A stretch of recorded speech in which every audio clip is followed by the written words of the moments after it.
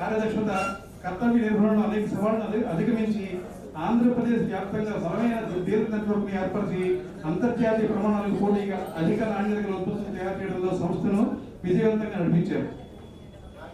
Bell, యారన్, మేస్, E20, Phoenix, Apple వంటి భారతీయ సంస్థల కోసం సహాయక ఉత్పత్తులను అభివృద్ధి చేసి సరఫరా చేయడంలో గణనీయమైన పాత్ర పోషించారు. 1993 వర్టిస్ ఎలక్ట్రానిక్స్ స్థాపించి టాటా కన్సల్టెన్సీ భాగస్వామ్యంతో జింబాబ్వే మరియు ఈజిప్ట్ వంటి దేశాలకు సాంకేతిక పరిజ్ఞానం బదిలీ, భారతీయ ఉత్పత్తులను ఎగుమతి చేయడంలో కీలక పాత్ర పోషించారు. అనంతరం ఎగుమతి మరియు దిగుమతి రంగంలో విశేష పురోగతి సాధించి ఇన్సూరెన్స్ రంగాన్ని ఎంచుకొని అనేక మందికి తన వంతు మార్గదర్శకత్వం సహాయాన్ని అందిస్తూ వస్తున్నారు. సహనశీలత, సమానత్వ దృక్పథం, పట్టుదల మరియు ధైర్యంతో అందరికీ ఆదర్శంగా నిలిచారు. కెరీర్ ప్రారంభంలో సిద్ధార్థ ఎలక్ట్రానిక్స్ సంస్థలో ఉద్యోగ అవకాశాలని మాకు కల్పించి మేము మా లక్ష్యాలను సాధించేందుకు పునాది వేసేందుకు మీకు మా కృతజ్ఞత. మీ సహనశీలత, సమానత్వ దృక్పథం, పట్టుదల, అంకితభావం, గెలుపులకు ఓటమిగా స్వీకరించే తత్వం, కష్టించి పనిచేసే మీ గొప్ప వ్యక్తిత్వం, ప్రోత్సాహం మరియు మార్గదర్శన మా వృత్తిపరంగా ముందుకు సాగేందుకు గొప్ప ప్రేరణగా నిలిచాయి. అందువల్ల మా మనసులో మీ స్థానం సృష్టిరం. ఎన్నో ఉన్నత శిఖరాలను అధిరోహించిన మీరు మాకు మార్గదర్శకంగా నిలుస్తారు. మీ కృషిని గౌరవించుకుంటూ ఆ హృదయపూర్వక నమస్కారాలతో ఈ చిన్ని సన్మాన సమాజాన్ని అర్పిస్తున్నాం. ఇట్లు సిద్ధార్థ వర్టెక్స్ ఎంప్లాయీస్ బృందం.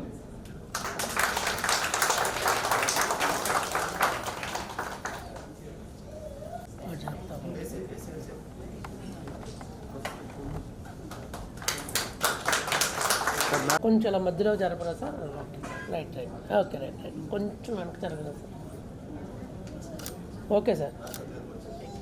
పార్థసారథి గారు ఆయన ఏదో ప్రాబ్లం వల్ల విజయవాడ వెళ్ళిపోయారు, వాడు వైఫ్ బాగాలేదని.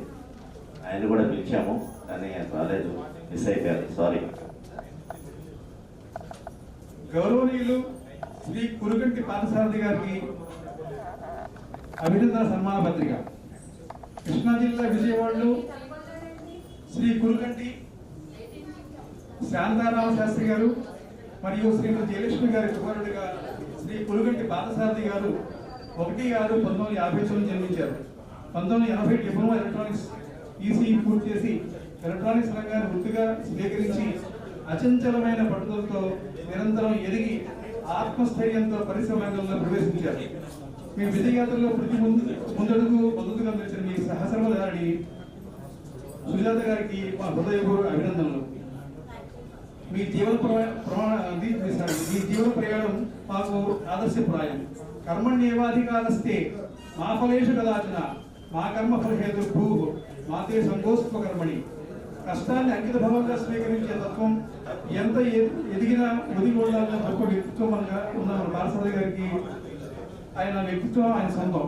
డిప్లొమా ఇన్ ఎలక్ట్రానిక్స్ పూర్తి చేసిన వెంటనే ఎలక్ట్రానిక్స్ రంగంపై మక్కువతో ఈ రంగాన్ని తన వృత్తిగా ఎంచుకుని 1981 నుంచి 1981లో సాల్డైడ్ టీవీ, సువర్ణ ఎలక్ట్రానిక్స్, డెల్టా విజన్ వంటి ప్రముఖ సంస్థల్లో పనిచేశారు. పరిశ్రమలు పనిచేస్తున్న తనకంటూ ఒక సంస్థ స్థాపించాలనే లక్ష్యంతో ముందుకు సాగి విజయ్ గారు వేణు గారితో కలిసి 1985లో స్థాపించిన సిద్ధార్థ ఎలక్ట్రానిక్స్ అనే సంస్థలో భాగస్వామ్యంగా జరిగారు. సంస్థ అభివృద్ధిలో ఎన్నో సవాళ్లను ఎదుర్కొని ఆంధ్రప్రదేశ్ అంతటా బలమైన డీలర్ నెట్వర్క్లు ఏర్పాటు చేయడంలో, అంతర్జాతీయ ప్రమాణాలను అనుగుణంగా అధిక నాణ్యత గల ఉత్పత్తులు తయారు చేయడంలో తన సహచరులతో కలిసి అంకిత భావంతో సంస్థను ముందుకు నడిపారు. సిద్ధార్థ ఎలక్ట్రానిక్స్ అనంతరం తన స్వంత సంస్థను స్థాపించి రైల్వే మరియు ఎలక్ట్రికల్ కాంట్రాక్టుల ద్వారా విజయవంతంగా ముందుకు సాగారు. ఎంతో అభ్యున్నతిని సాధించినప్పటికీ తన కృషి, పట్టుదల మరియు వినయంతో అందరికీ ఆదర్శంగా నిలిచారు. కెరీర్ ప్రారంభంలో సిద్ధార్థ ఎలక్ట్రానిక్స్ సంస్థలో ఉద్యోగ అవకాశాలను కల్పించి మేము మా లక్ష్యాలను సాధించడంలో పునాది వేసినందుకు మీ కృతజ్ఞతలు. మీ అంకిత భావం, ఎంత ఎదిగినప్పటికీ ఒదిగి ఉండే తత్వం, ప్రోత్సాహం మరియు మార్గదర్శకత మా వృత్తిపరంగా సాగేందుకు గొప్ప ప్రేరణగా నిలిచాయి. అందువల్ల మా మనసుల్లో మీ స్థానం సృష్టిరం. ఎన్నో ఉన్నత శిఖరాలను అధిరోహించినప్పటికీ మీరు మాకు మార్గదర్శకంగా నిలుస్తున్నారు. మీ కృషిని గౌరవించుకుంటూ మా హృదయపూర్వక నమస్కారాలతో చిన్న సన్మాన సమాజాన్ని సమర్పిస్తున్నాం. మన పార్థసారథి గారు రాలేదు కాబట్టి ఆయన తరఫున పిచ్చయ్య గారు కథ చేస్తున్నాం, మళ్ళీ ఆయన పంపిస్తాం.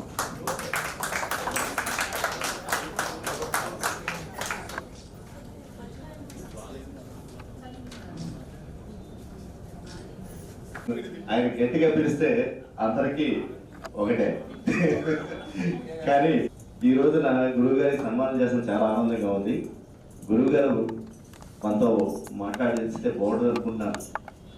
ఆయనకి ఒక అవకాశం మనతో మాట్లాడతారు. నాకు మాట రావట్లేదు.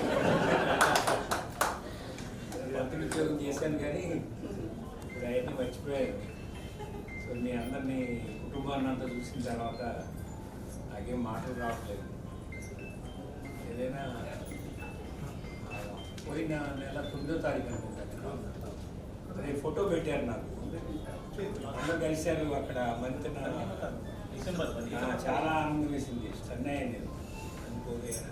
అంటే విజయ్ కుమార్ రాజారాం మధ్యలో చెప్పారు ఒకసారి, ఇట్లా వాట్సాప్ గ్రూప్ ఒకటి క్రియేట్ చేశామండి, ఒక్కొక్కళ్ళు జాయిన్ అవుతున్నారు, దాదాపు ఒక 60 మంది అయ్యారని చెప్పారు. తర్వాత ఇది కలిసిన తర్వాత వలి అనుకుంటా ఫోటో పెట్టారు. వలి విజయ్ తర్వాత ఇది ఫోటోలు పెట్టారు. నాకు నిజంగా పట్రానంత ఆనందం కలిగింది. తర్వాత మళ్ళీ ఎప్పుడు కలుస్తున్నారు, మేము మళ్ళీ అమ్మంతా కలుస్తాము, మిమ్మల్ని పిలుస్తాము అని చెప్పారు.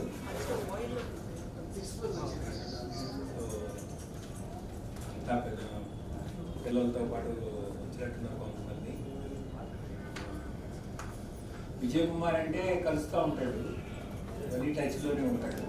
శ్రీనివాస్ని మా ఇంటికి వచ్చినప్పుడు కాసేపు సారీ లేట్ అయింది పట్టు బంపుశ్రీను కొంచెం మెమరీ వెనకెళ్ళాల్సి వస్తుంది. కృష్ణమూర్తి టచ్లోనే ఉంటాడు. అట్లా వెంకటేశ్వరరావు, రాజారావు వీళ్ళందరూ 4-5. చంద్రరావు అని మీకు గుర్తున్నాడో లేదో అకౌంట్స్ చూసేవారు.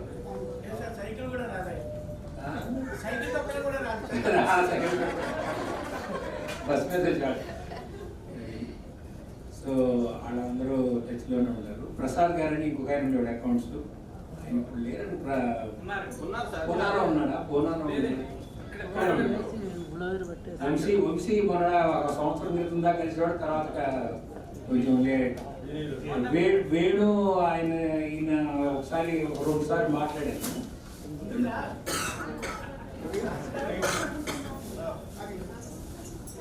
అలాగా ఏది ఏమైనా జర్నీ బాగానే చేసాం. మరి ఎలా ఉంటుందో ముందు చూడాలి. అయితే నా ప్రగాఢమైన విశ్వాసం ఏంటంటే ఎప్పటికైనా మళ్ళీ అంటే అత్యాశ అని అనుకోను, 60 దాటిపోయాం కదా. కానీ మళ్ళీ ఇదే పార్ట్నర్స్ మీతో అనుబంధం మళ్ళీ భగవంతుడు మళ్ళీ ఏం చేస్తాడో చూద్దాం.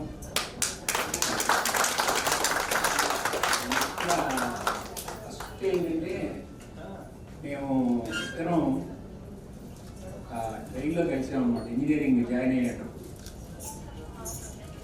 తర్వాత ఇద్దరం ఆయనకు గుడ్వాలని చెప్పారు, మాది ఇక్కడ జగ్గపేట అని చెప్పాను. మేమిద్దరమే రూమ్మేట్లు 5 సంవత్సరాలు, 77, 82, బెంచ్మేటు, బిజినెస్ మేటు.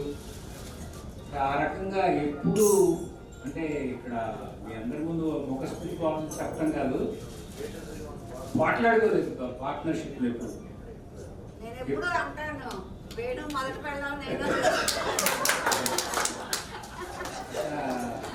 అంటే అది ఆయన గొప్పతనం. ఒక పార్ట్నర్షిప్లో అంటే నేను కొంచెం అగ్రెసివ్గా ఉన్నా నేను అబ్జర్వ్ చేసేసుకున్నాను. అయితే వాటికి అప్పటికే సిద్ధార్థ ఎలక్ట్రానిక్స్ అటు ఇటు అయ్యేది. తర్వాత రెండోది అసలు అంటే అకౌంట్స్ కానీ ఎంత వస్తుంది అనుకోవడం నాకు ఆ స్పృహ లేదు. విషయానికి అమ్ముతాము, ఎక్స్ట్రాక్షన్ చేద్దాం అట్లా ఉండేది. కానీ అసలు ఎంత వస్తుంది, ఎంత పోతుంది, ఎక్కడ ఉన్నాము, మళ్ళీ కాన్ఫిడెన్స్ ఇచ్చేవాడు, లేదా ఎలా ముందుకెళ్దాం. ఇక్కడ ఈ సందర్భంగా ఇంకొక విషయం చెప్పదలుచుకున్నాను.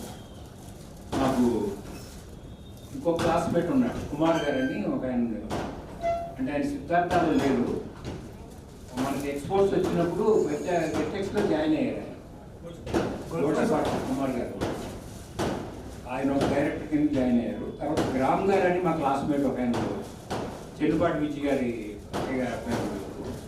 గ్రామ్ గారి బ్రదర్ ఇన్ లా ఒక ఆయన ఉండేవాడు, మహేంద్ర గారు. వీళ్ళిద్దరు జాయిన్ అయ్యారు.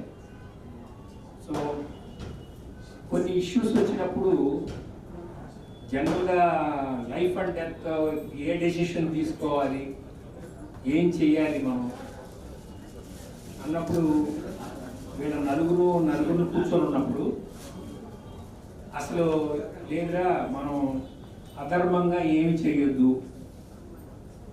నీ డెసిషన్ నువ్వు తీసుకో, వీఆర్ బిహైండ్ యూ అని చెప్పి నాకు ఆ రోజు నా డెసిషన్ ప్రకారమే వెళ్ళాం. ఎక్కడ ఇవాటి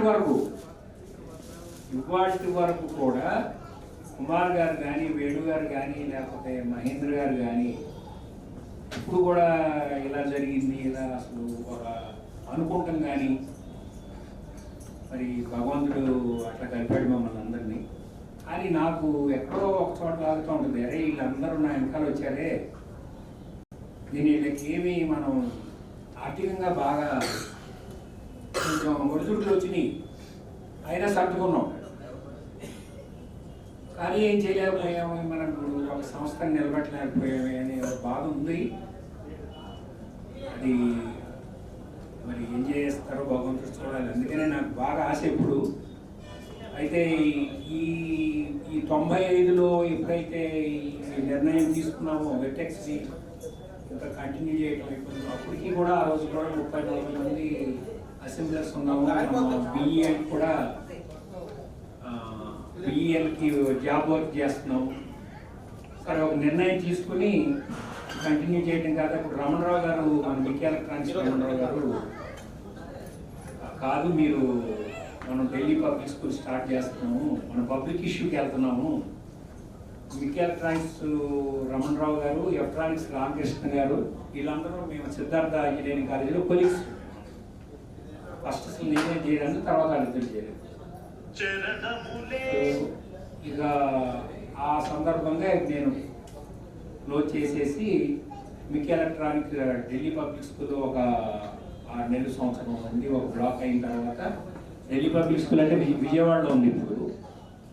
తర్వాత అప్పుడు పబ్లిక్ ఇష్యూకి వెళ్తున్నారు వాళ్ళందరూ. అక్కడి నుంచి 2005 నుంచి 2013 వరకు ఆయన దగ్గర మొత్తం పబ్లిక్ ఇష్యూ మానిటరింగ్ చేయడం. తర్వాత వాళ్ళు ఎక్స్పోర్ట్ సేల్స్, మనకి ఎక్స్పోర్ట్లో మనకి పరిచయం ఉన్నాయి కాబట్టి ఎక్స్పోర్ట్ అయ్యి, తర్వాత మనం ఇంకా ఎల్ఈడి లైటింగ్లోకి ఎంటర్ అవుతున్నారు. ఫస్ట్లో వాళ్ళు ఎల్ఈడి లైటింగ్ మీద స్టార్ట్ చేసే జర్నీ.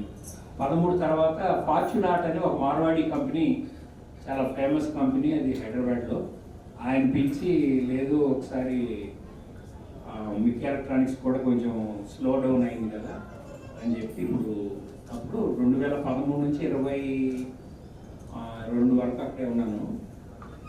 తర్వాత 23 మా పాపారావు గారు, మీకు ఐడియా ఉండే ఉంటుంది చాలా మందికి, పాపారావు గారు వచ్చేవాడు కదా మామయ్య గారి యూనిట్కి. పాపారావు గారు గతించడం, తర్వాత మా మదరిన్లా కూడా కాలం చేసిన తర్వాత మేము ఫ్యామిలీని ఇక్కడ షిఫ్ట్ చేసాము. ప్రస్తుతానికి ఏపీ నగర్లో ఉన్నాము.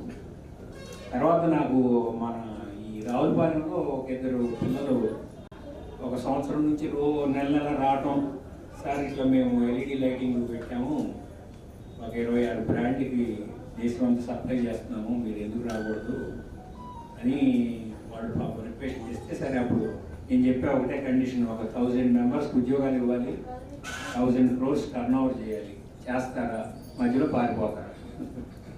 ఎలక్ట్రానిక్స్ మాత్రం చాలా వాలటైల్ బిజినెస్. నేను లేదు సార్ మీరు ఉండండి, నేను చెప్పా until my last breath I will be with you, జాగ్రత్త చూడండి అని చెప్పి అక్కడికి వెళ్తున్నాను. ఒక వారం అక్కడ ఉన్నాను, ఒక వారం ఇక్కడికి వస్తున్నాను. అది స్టోరీ. చూద్దాం ఎలా ముందుకు సాగుతుంది. నాకైతే వెళ్దాం ఒకసారి. ఏమో మరి ఇప్పుడు ఈ చైనాలో వచ్చే చేంజెస్ కానివ్వండి, మన ఇండియాలో వచ్చే చేంజెస్ కానివ్వండి, ఇవన్నీ స్టడీ చేస్తుంటే ఇండియా ఎలక్ట్రానిక్స్ హబ్ లాగా తయారయ్యే ఆస్కారం మా జీవిత కాలంలో జరగవచ్చు. అంటే మేము ఒక 10 years ఉంటే మాకు ఎవ్రీడే ఈజ్ ఏ బోనస్ కదా మా ఏజ్ గ్రూప్కి. కాబట్టి అలా జరుగుతుందేమో అనుకుంటున్నాను. జరగవచ్చు, జరగకపోవచ్చు. భగవంతుడు ఇచ్చింది స్వీకరించడమే మన కర్తవ్యం. అది నా. సో నా జర్నీలో మీరు భాగం అయ్యి గుర్తుపెట్టుకుని మమ్మల్ని ఒక కుటుంబంలాగా కలిసిమెలిసి ఉండి మీ కాంట్రిబ్యూషన్ మూలంగానే ఆ కంపెనీ అన్నాడు నడిచింది. మీ అందరికీ కూడా హృదయపూర్వకమైనటువంటి ధన్యవాదాలు తెలియజేసుకుంటున్నాను. అట్లాగే మా జర్నీలో లక్ష్మి, సుజిని గారు, సుజాత గారు వీళ్ళందరూ కూడా ఎప్పుడు కూడా మాకు సహకారం అందజేసి, ఇప్పుడు తిట్టలేదనుకోండి, సరేలే మీ సాలేదు మీరు రావండి అని వదిలేసేవాడు. వాళ్ళందరికీ ముఖ్యంగా ఇంకా మనకి ఇక్కడ రాని వాళ్ళు ఎవరెవరైతే ఉన్నారో మిగతా కారణాల మూలంగా తెలియకపోయినా వాళ్ళందరికీ కూడా నా హృదయపూర్వక ధన్యవాదాలు తెలియజేసుకుంటున్నాను. మీ అందరినీ దేవుడు ఎప్పుడు కాపాడాలని కోరుకుంటున్నాను. God bless you all.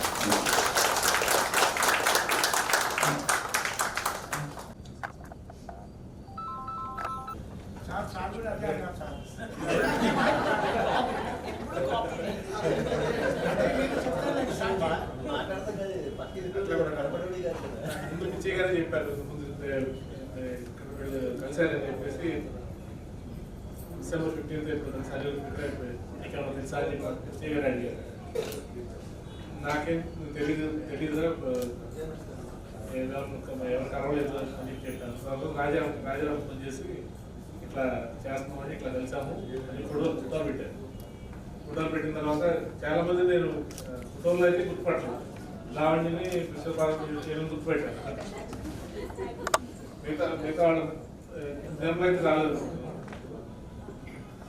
So మిగతా కొంతమంది టచ్లో ఉన్నాడు గుర్తుపెట్టాము. కొంతమంది వెంకటేశ్వరరావు, రాజారావు అని కొంత టచ్లో ఉంటారు ఇప్పుడు. అట్లాగే మిగతా టచ్లో ఉన్నాడు టచ్లో ఉన్నాడు గుర్తుపెట్టాను. దాని తర్వాత ఇట్లా చేస్తున్నాం అంటే అందరూ ఒక దీనిగా ప్లాట్ఫామ్ మీదకి వచ్చి మీరు అంతా చేస్తున్నారంటే అందరూ కలుస్తున్నారంటేనే ఒక ఆనందం. ఒక ఇది ఎక్కడికి పోలేదు, మా కృషి పట్టుదల మీ అందరినీ ఇట్లా తీసుకురావడం అనేదాన్ని బాగా చాలా ఆనందం వేస్తుంది.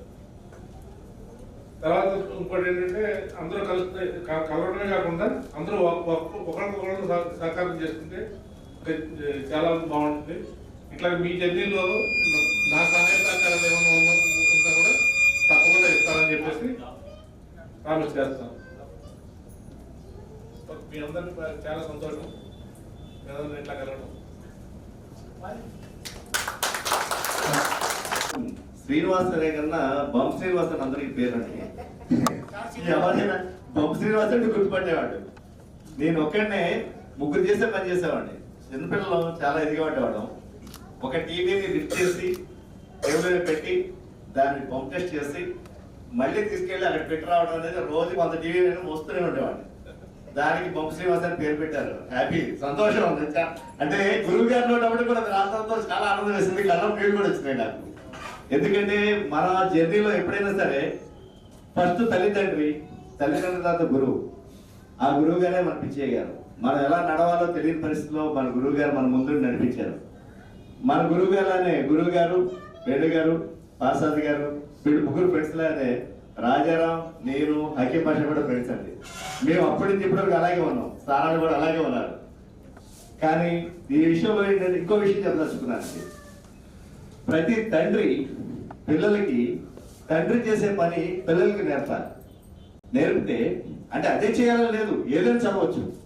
అలా నేర్పితే రేపు భవిష్యత్తులో వాడు ఎలా ఉన్నా సరే మళ్ళీ బతకడం నేర్చుకుంటాడు అనేది నాకు నా తండ్రి నేర్పింది. ఎందుకంటే ఈ రోజున నా ఫీల్డ్కి నేను చదువుకున్న దానికి దేనికి సంబంధం లేదు. మా నాన్నగారు కన్స్ట్రక్షన్ ఫీల్డ్లో ఉండేవాడు. మళ్ళీ అదే ఫీల్డ్లోకి వచ్చారు మా అబ్బాయి ఆర్కిటెక్ట్. కానీ ఆ రోజు నన్ను స్కూల్కి వెళ్తున్నప్పుడు శని ఆదివారం సెలవు వస్తే వర్క్లో తీసుకెళ్ళి సున్నం కలప మావయ్యకి అందించు అంటే అందరినీ బాబాయ్ మావయ్య అనేవాళ్ళు, వాళ్ళకి అందించు అనేవాళ్ళు. నేను సిగ్గుపడేవాడిని. వెళ్ళటానికి ఏంటి తీసుకెళ్ళి అక్కడికి పని చేసినాడని. కానీ అదే పని ఈ రోజున నేను చేస్తున్న వర్క్లో ఉపయోగపడుతుందనే విషయం నాకు అప్పుడు తెలియదా, ఇప్పుడు తెలిసింది. అలాగే మన గురువు గారు వేసిన బీజం రోజు రోజుకి ఏదో విధంగా మనకి ఎక్కడొక్కడ ఉపయోగపడుతూనే ఉంటుంది. మనం ఇంతవరకు పైకి వచ్చామంటే మన గురువు గారి దయ్యే. Thank you. అదే పేరు సార్థకం అయిపోయింది. ఇప్పుడు మన వాళ్ళు ఎవరన్నా యాక్చువల్గా నేను స్టేజ్ మీద మాట్లాడడం ఫస్ట్ టైం. అంటే ఇంతకుముందు ఈవెంట్లో పరిచయము, ఇది సెకండ్ టైము. అయితే గురువు గారి ముందు మాట్లాడేది వేణు గారి ముందు అయితే మాట్లాడగలను కొంత. అదేంటి పిచ్చయ్య గారి ముందు మాట్లాడలేవు, వేణు గారి ముందు మాట్లాడాలంటే, పిచ్చయ్య గారు ఆ టైంలో మా వయసులో మేము చేసే సరదాలకి, అంటే సెలవులు పెట్టే టైంలోకి, అలాంటి టైంలో మమ్మల్ని చాలా కోపంగానూ చాలా ఇదిగా ఉండేవాళ్ళు. ఆ టైంలో మమ్మల్ని ఒక ఫ్రెండ్ లాగా సరదాగా మాతో పాటు పని చేస్తూ, ఆయన కూడా పని చేపిస్తూ వేణు గారు మాతో ఇచ్చేసేవాడు. ఆ వయసులో మనకేమనిపించేదంటే వేణు గారు అదే ఫ్రెండ్ లాగా ఉండేవాడు, పిచ్చయ్య గారు గురువు లాగా భయం వేసుకోండి. అంటే ఒకళ్ళు ఇలా పిచ్చయ్య గారు చెప్పినట్టు, నేను మొత్తం ప్రొడక్షన్ యూనిట్లు దాంట్లో నేను చూసుకుంటాను, మిగతా నువ్వు చూసుకోవాలన్నట్టు ఇంకా పిచ్చయ్య గారు గురువు సెలవిచ్చారు. ఇక్కడ రెండు విషయాలు నేను చెప్తాను అనుకుంటున్నాను. కొంచెం ఏమైనా తడబడినా దయచేసి ఎవరు నవ్వద్దు. సారీ, నీ దగ్గర పరిస్థితి ఆలోచించు. దత్తాత్రేయ స్వామి గురించి ఒక చిన్న విషయం మొన్న నేను విన్నాను గురుగారి ద్వారా. అంటే టీవీలో ఆయన ఒక దత్తాత్రేయ స్వామి మీద పూజ చేస్తూ, అంటే వాళ్ళు ఏమంటారు, మన భక్తులు, ఆవిడ కన్య అనమాట. వాళ్ళకి ఆవిడ పేరు యాక్చువల్గా అయితే దాంట్లో చెప్పలేదు. ఆవిడ చాలా కోటీశ్వరులు. ఆ అమ్మాయికి సంబంధం గురించి వాళ్ళ తల్లిదండ్రులు సంబంధం గురించి వెళ్ళొస్తామా, ఇంట్లో కొంచెం జాగ్రత్తగా ఉండి చూసుకుంటుండు, మళ్ళీ మేము వచ్చేదాకా తలుపులే జాగ్రత్త అప్పుడు పాతకాలంలో చెప్పలేవు. ఇదే విధంగా అడ్రస్ వాళ్ళు వీళ్ళు వచ్చారు. ఎవరైతే సంబంధం చూస్తానికి మగపిల్లవాళ్ళు వచ్చారో వాళ్ళు ఈ కన్య ఇంటికి వచ్చారు సార్ డైరెక్ట్ గా. ఈ కన్య తల్లిదండ్రులు మాత్రం వేరే రూట్లో వెళ్ళి ఆయన రిసీవ్ చేసుకుందామని వెళ్ళారు. అప్పట్లో ఫోన్లో వెళ్ళారు కాబట్టి. అయితే ఈ విషయం కూడా వినడానికి మీకు స్టార్టింగ్ అసలుగా కనిపిస్తుంది. ఆ తర్వాత కన్య ఈ ఇంటికి వచ్చిన తర్వాత ఎవరైనా చెప్పి తలుపు పెడితే, ఇట్లా మేము బాటసార్లమ్మా మామూలుగా వచ్చాం, ఏమన్నా మజ్జిగ కానీ ఏదన్నా ఉంటే కొంచెం మంచినీళ్ళు కానీ ఇచ్చామంటే, సరే గురుగారు కూర్చోండి అని చెప్పి వాళ్ళందరినీ కూర్చోబెట్టి ఆ కన్య ఇంట్లోకి వెళ్ళి వాళ్ళ కోసం ఒట్టి మజ్జిగ నీళ్ళు ఇస్తే ఏం బాగుంటుంది, ఏదన్నా చేసి పెడదామని చెప్పి వెళ్తే జంతికలు పిండి ఏదో ఉంటే ఇంట్లో జంతికలు తయారు చేస్తుంది. ఆ జంతికలు చేసేటప్పుడు ఆవిడ గొప్పింటి బిడ్డ కాబట్టి ఆవిడ ఈ చేతిలో 16 గాజులు, ఆ చేతిలో 16 గాజులు వేస్తుంది. అవి బంగారు గాజులు సౌండ్ వస్తున్నాయి అన్నమాట. అరే సౌండ్ వస్తుంది, ఈ పిల్లకి ఏమన్నా మనం కష్టపెడతామండి, ఏమన్నా తయారు చేస్తుందని అనుకుంటారని ఆ పిల్ల ఒక 8 గాజులు తీసుకెళ్ళింది. అయినా మళ్ళీ సౌండ్ వస్తుంది. సరే ఆ పిల్ల ఏం చేసిందంటే, ఏంటిది ఇంకా సౌండ్ వస్తుందని ఒక చేతిలో గాజు ఇంకో చేతిలో ఇంకో గాజు పెట్టి సౌండ్ లేకుండా జంతికలు తయారు చేసి ఇచ్చింది. అప్పుడు ఆ జంతికలు తిని సంతోషించి, ఈ ఎవరినైనా అనుకుంటారేమో ఈ పిల్ల కష్టపడుతుందని చెప్పి అనుకుంటారని సిగ్గుతో అమ్మాయి అలా చేస్తే, ఆ దత్తాత్రేయ స్వామిని పూజించి ఆ కన్య గురించి దత్తాత్రేయ మాట్లాడినారు ఉదాహరణ సందర్భంలో. ఈ పిల్ల ద్వారా నేను ఒక ఇదిని తెలుసుకున్నాను. ఈ కన్య ఆవిడ పేరు తెలియదు, నిన్నవాడికి చెప్పాను, ఈవిడ నా గురువు లాంటిది అని చెప్పి అన్నారు. దత్తాత్రేయ స్వామి అంతటి వారు గురువు అని ఆ మానవ కన్యని ఎంచుకున్నారంటే దాని అర్థం ఏంటంటే, ఈ పిల్ల యొక్క ఏది ఆడలో సౌండ్ రాకుండా వాళ్ళు వెళ్ళిపోతారు, అతిథి దేవోభవులు అని అప్పట్లో పెద్దవాళ్ళు చెప్పేవారు. వాళ్ళు వెళ్ళిపోతారని చిన్న కారణం చేత ఇంత ఇచ్చేసింది. దీంట్లో ఇంత నేర్చుకోవాల్సిన విధానం ఉంది. అంటే ధ్యానం, పూజ ఏదైనా కానీ మనం చేయాలంటే సైలెంట్ గా నిశ్శబ్దంగా కళ్ళు మూసుకుని చేయాలని చెప్పి, కాబట్టి ఆ కన్య నా గురువుగా స్వీకరించారు దత్తాత్రేయ స్వామి గారు. అది ఎందుకు చెప్పానంటే, ఇక్కడ చిన్న విషయం ఒకటి ఉంది. దీంట్లో రాజారామం ఒకసారి మన టీవీలో ఒక కంప్లైంట్ వచ్చింది. అదేంటంటే వాల్యూమ్ పెంచితే మనకి సౌండ్ బార్స్ వచ్చాయి అనమాట. ఆడియో అంటే సౌండ్ పెంచితే మన పిక్చర్ మీద ఒక బార్స్ వచ్చాయి, లైన్స్. కోర్సు ఆడు ఆ బార్స్ ఎప్పుడైతే వచ్చాయో అది ఏంటి కంప్లైంట్ అని చెప్పేసి అందరూ చూశారు. వీడు అంటే నేను చూడలేదండి, నేను అప్పుడు అంత టెక్నికల్గా వెళ్ళలేదు. వీళ్ళందరూ చూసేవాటికి లాస్ట్లో అది ఒకసారి రాజారాం ఏంటంటే ఆ కరెంట్ యాంప్లిఫైర్ ఏదైతే ఉందో ప్రీ యాంప్లిఫైర్, ఆ ప్రీ యాంప్లిఫైర్ హార్జెంటల్ సెక్షన్ ఉన్నది, ఇది ఎక్కువ కరెంట్ డ్రా చేస్తుంది కాబట్టి దీనివల్ల ఈ వాట్స్ వస్తున్నాయని అది రాజారాం మెన్షన్ చేశారు. ఆ విషయాన్ని పిచ్చి గారు మా అందరికి క్లాస్ చెప్తూ నేను రాజారాం ద్వారా ఒక చిన్న విషయం తెలుసుకున్నాను ఎలక్ట్రానిక్స్ లో. ఈ ట్రాన్సిస్టర్ ప్రీ యాంప్లిఫైర్ ద్వారా కరెంట్ రావద్దని రాజారాం చెప్పిన విషయం నిజం, ఇది చాలా గ్రేట్ రాజారాం చెప్పినని రాజారాం అప్రిషియేట్ చేశారు.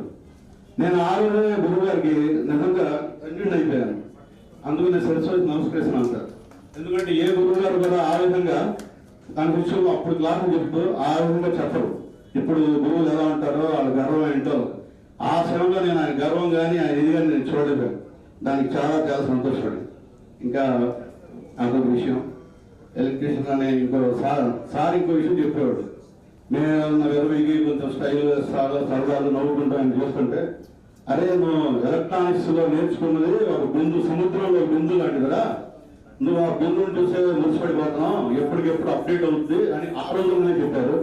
నిజంగా అది ఎప్పటికప్పుడు అప్డేట్ అవుతూనే ఉంది, మా మైండ్కి అందకుండా వెళ్తూనే ఉంది. కానీ ఆయన మాత్రం ఇప్పటికీ ఇందాక చెప్పినట్టుగా రావులపాలెంలో ఎలక్ట్రానిక్స్ ఎల్ఈడి సంబంధించిన మ్యానుఫ్యాక్చరింగ్ ఇప్పటికీ తన సేవలు అందిస్తున్నారు.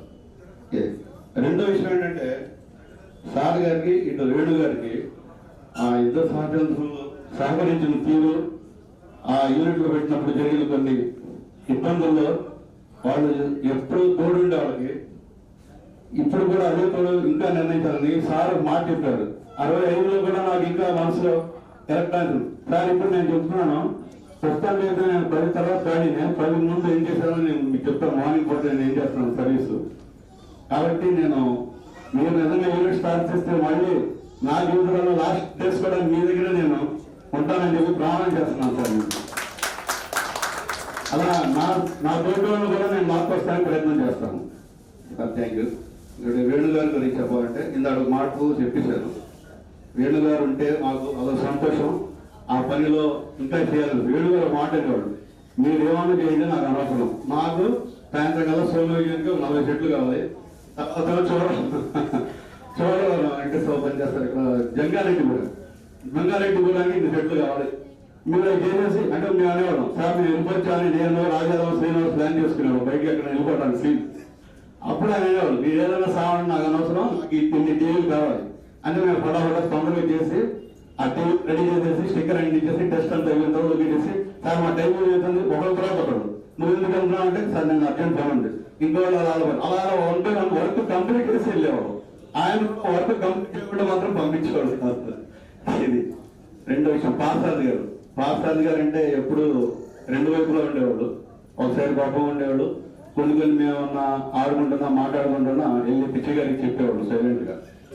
మళ్ళీ పిచ్చి గారు చూసి ఏంటో నాకు పిచ్చి గారు తెలిసిన ఆడు ఏదో అనేవాళ్ళు. అయ్యి అప్పుడు కొంచెం కోపం అనిపించినా ఇప్పుడు మాకు తెలుస్తుంది, ఎవరన్నా మా యూనిట్ లో మాకు ఇప్పుడు నేను చేసే పనులు ఎవరన్నా మానేస్తే ఒక మనిషి రాకపోతే ఆ వర్క్కి సెలవు పెడితే ఎంత ఇబ్బందులు ఉంటుందో, ఆ షాప్ షట్టర్ ఓపెన్ చేసేటప్పుడు కానీ సర్దేటప్పుడు కానీ ఎంత ఇబ్బందులు ఎదుర్కొంటాము అని చెప్పారు. లాస్ట్ అండ్ ఫైనల్ మన పిచ్చి గారు మా కోసం ఒక నిజం చెప్పాలంటే చాలా ముఖ్యమైన పని ఒకటి చేశారు. అదేంటంటే ఆయన చిన్నపిల్లలాగా పౌర్తికి 8ంటికే టిఫిన్ చేసేస్తూ అది చేయదు నాకు తెలియదు.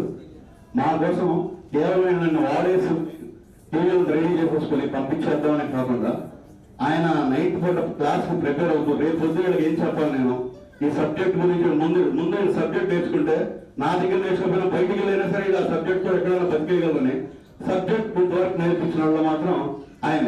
ఏదైనా పెద్ద పెద్ద ఇంజనీరింగ్ కంపెనీలో కూడా ఇంజనీరింగ్ కాలేజీలో కూడా ప్రాక్టికల్ నాలెడ్జ్ కాకుండా రోడ్డు మీద తిరిగి ఎంతమంది ఉన్నారు. ఆ ఇంజనీరింగ్ స్టూడెంట్స్ కూడా మన క్లియర్ గా సమాధానం చెప్పగల టెక్నీషియన్స్ మా దగ్గర ఉన్నారు. నేను అంత చెప్పకపోయినా 50% చెప్పగలను. రాజారాం, పాషా, వెంకటేశ్వరరావు, డి వెంకటేశ్వరరావు, ఇలా చోడ వెంకటేశ్వరరావు వీళ్ళందరూ కలిసి వాళ్ళకి సమాధానం చెప్పే స్థితిలో ఉన్నారు. మళ్ళీ అప్పుడు వాళ్ళు పిచ్చిగా చెప్పిన సబ్జెక్టే దానికి ఆధారం. అదే సార్ సెలవు చేసుకుంటున్నాను. నమస్తే. ఇటుమోహాలు అయితే బొప్పట్టేసినట్టుంది. ఒకసారి ఒక ఫోటో సార్ నేను మన 1988లో మన సిద్ధార్థం జాయిన్ అయ్యాను సార్. 1996 వరకు నేను వర్క్ చేశాను మీ దగ్గర. ఆ టైంలో మనం black and white TV production, colour TV production చేశాం. ఆ తర్వాత ఈసీఆర్స్ సంబంధించిన ట్రైనింగ్ కూడా ఇచ్చారు మీరు నాకు. తర్వాత ఈసీఆర్స్కి సంబంధించిన టెక్నాలజీ కూడా చాలా నేను వర్క్ చేశాను సార్. మన దగ్గర ఈసీఆర్స్ బీసీ తీసుకున్నాం. గవర్నమెంట్ సప్లై చేసే వాటిలో మళ్ళీ వచ్చిన మనకి రిపేర్ చేయడం కానీ చాలా వర్క్ చేశాను. ఆ తర్వాత కొన్ని ఎక్స్పోర్ట్స్ కూడా చేసాం. ఈ ఎక్స్పోర్ట్స్ టైంలో నాకు తెలిసి నేను ఎక్స్పోర్ట్స్ టైంలో నేను ఎక్వైర్ చేసిన నాలెడ్జ్ ఏదైతే ఉందో నాకు తెలిసి మన కంపెనీలో ఎవరు ఎక్వైర్ చేసింది అనుకోవట్లేదు సార్. ఎందుకంటే కాంపోనెంట్స్లో each and every component resistor, inductor, capacitor దగ్గర నుంచి ఎల్ఓటీస్ దగ్గర నుంచి each and every component repair చేయడమో లేకపోతే రీప్లేస్ చేయడమో అది విషయమే కాదు సార్.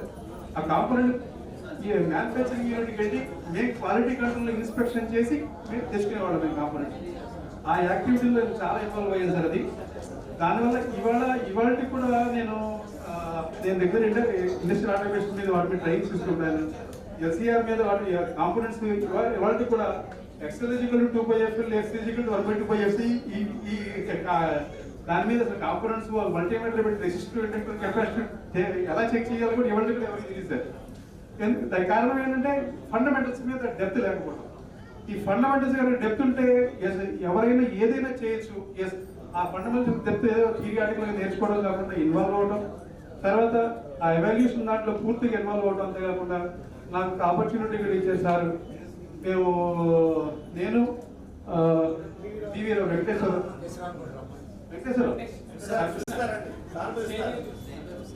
స్టేజ్ వరకు దాక్కుంటాడు వెంకటేశ్వరరావు.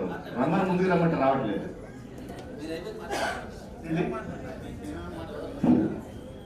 నేను బీవీ రావు ఇద్దరం కలిసి మమ్మల్ని సెలెక్ట్ చేశారు పిచ్చి గారు ఈజిప్ట్ వెళ్ళడానికి. సార్ మేము తర్వాత లోకల్గా డొమెస్టిక్ వెళ్తే ఇంటర్నేషనల్లో ఫస్ట్ టైము లాస్ట్ టైం కూడా అనుకుంటున్నాను సార్ నేను. సో ఈజిప్ట్ వెళ్ళడానికి కూడా నన్ను వెంకటేశ్వరం సెలెక్ట్ చేశారు. మేము మా చేతనంత వరకు మేము అక్కడ న్యాయం చేసేమని అనుకుంటున్నాం సార్ అక్కడ వరకు. తర్వాత ఇప్పుడు ఒక ఇండస్ట్రీ అనేది పెట్టడం నాకు తెలిసి నేను ఇప్పుడు దాదాపు